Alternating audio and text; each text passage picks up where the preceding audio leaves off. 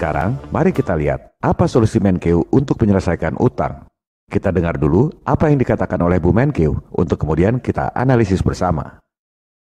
Dan setiap kali ada utang jatuh tempo kita selalu bisa bayar melalui apa yang disebut revolving. Dan kalau semakin kecil berarti exposure-nya makin kecil. Makanya debt to GDP ratio walaupun undang-undang membolehkan sampai 60, Kementerian Keuangan itu membuat rule sendiri jauh di bawah, yaitu separuhnya. Tidak boleh ngelebihin 30%.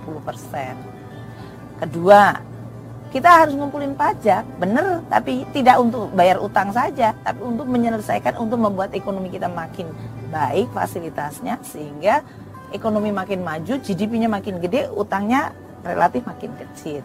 Kita bisa ngumpulin pajak untuk bayar utang juga. Ketiga, ya kita awasi belanja negara.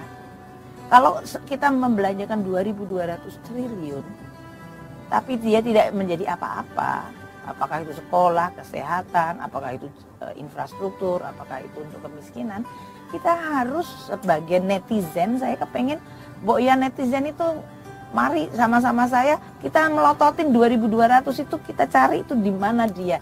Katanya kan mereka well connected.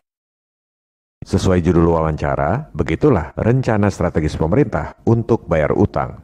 Semua yang dikatakan Bu Menkeu itu betul, sesuai teori-teori yang diajarkan oleh Nekolim. Jadi, kalau ini ujian kuliah, nilainya excellent, highest distinction. Bahasa Yunaninya summa cum laude.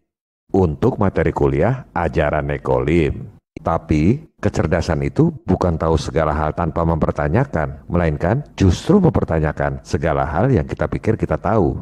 Doktrin pendidikan global ini hanya mencetak sarjana, termasuk para dokter, profesor, pakar yang hampir semuanya cuma pinter textbook, sesuai teori yang diajarkan oleh otoritas global. Nggak ada yang mempertanyakan sistem untuk mencari kebenaran. You want answers. I want the truth. You can't handle the truth. Sekarang kita gali kebenaran atau ketidakbenaran solusi pembayaran utang yang disampaikan oleh Bu Menkeu tadi. Pertama, bahwa utang kita itu masih aman. Ini aman buat siapa? Aman buat rakyat atau aman buat para elit asing, si pemberi utang? Soalnya tadi disebut aman karena selalu bisa bayar utang saat jatuh tempo. Itu adalah idaman elit global. Bagi mereka, paling ideal kalau ada pejabat di pemerintahan yang bisa memastikan bayar utang tepat waktu. Kemudian disebut soal revolving. Ada banyak model revolving credit facility. Yang paling sederhana, model kartu kredit. Dikasih plafon utang, bisa ditarik atau digunakan kapan aja, selama nggak mentok plafon. Yang penting bayar bulanan. Nah, kalau fasilitas seperti ini digunakan buat bayar utang, namanya gali lubang tutup lubang. Atau model lain lagi, dari revolving credit. Misalnya, rakyat dikasih kredit 100 juta rupiah. Tiap bulan cuma bayar bunganya doang, katakan sejuta.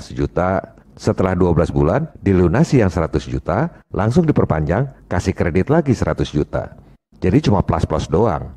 Itu adalah idaman para pengusaha kurang modal. Utang terus-terusan. Pengusaha yang punya modal pasti nggak mau. Sama juga kerja buat bank. Bayar bunga, taruhlah 12%. Emang laba bersihnya berapa? Udah kegerus buat bank. Apalagi revolving, perpanjang utang terus. Cuma kerja buat para bankir. Mending saya dagang rokok aja, Pak.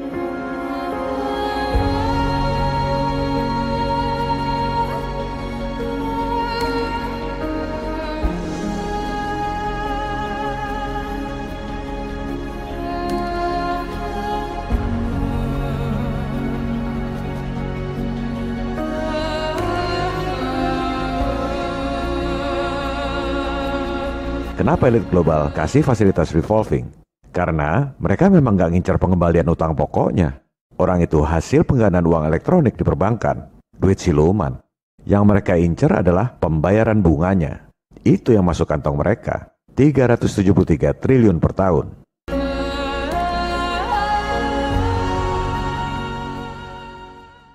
Kemudian, aman karena rasio GDP atau PDB.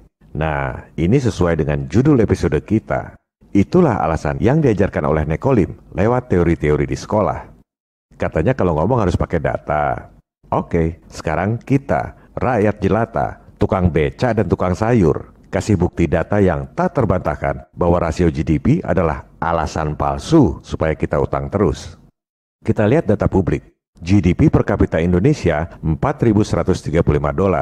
Artinya apa? Kita kurskan dulu, asumsi 14.200 sama dengan 58,7 juta rupiah per tahun. Kita bagi 12. Jadi, berdasarkan data resmi, pendapatan penduduk di Indonesia itu rata-rata 4,8 juta rupiah per penduduk per bulan. Tapi kan di rumah itu nggak semua orang kerja. Taruhlah yang kerja suami, punya 2 istri dan 1 anak. Kebalik, punya 1 istri dan 2 anak. Berarti dianggap pendapatannya 19,5 juta rupiah per bulan per keluarga. Coba lihat saudara-saudara kita di Papua. Apa pendapatannya 19,5 juta rupiah per bulan per keluarga? Atau saudara-saudara kita di NTT, apakah pendapatannya 19,5 juta rupiah per bulan per keluarga?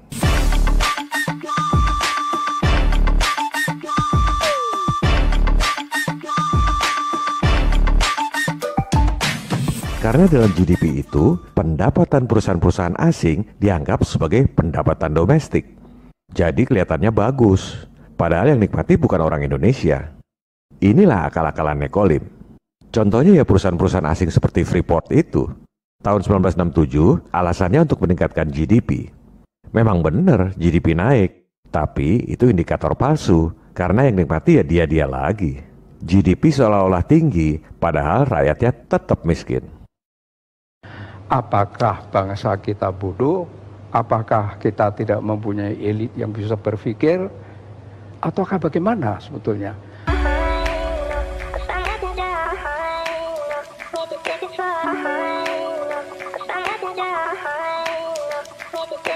Bahwa Indonesia itu memang direkayasa, memang di-engineer oleh kekuatan asing untuk menjadi terpuruk, untuk menjadi bangkrut.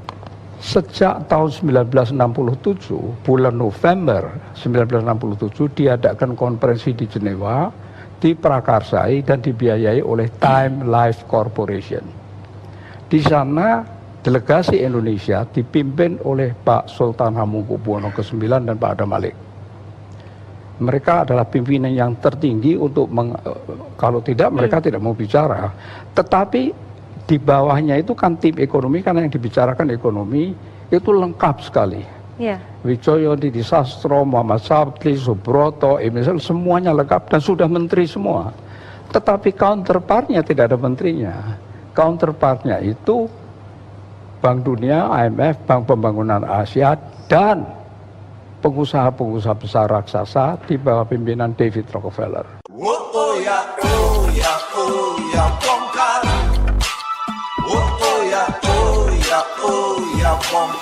Peran CIA. CIA mempunyai salah satu pemimpin wanita yang namanya, atau eksekutif wanita yang namanya Claudia Martin. Claudia Martin memberi perintah kepada John Perkins, seorang pegawai dari perusahaan swasta di Portland, yang namanya perusahaan itu Main, MIN. Tapi itu cuma kedok. Dia adalah agen CIA yang diperintah oleh Claudia Martin untuk pergi ke Indonesia dan menciptakan proyek sangat besar dengan pembiayaan dengan utang. Berikan justification atau pembenaran bahwa proyek itu sangat penting. Kalkulasikan untung yang sebesar-besarnya, bangkrutkan Indonesia setelah semua utang kembali kepada perusahaan-perusahaan Main, Bechtel,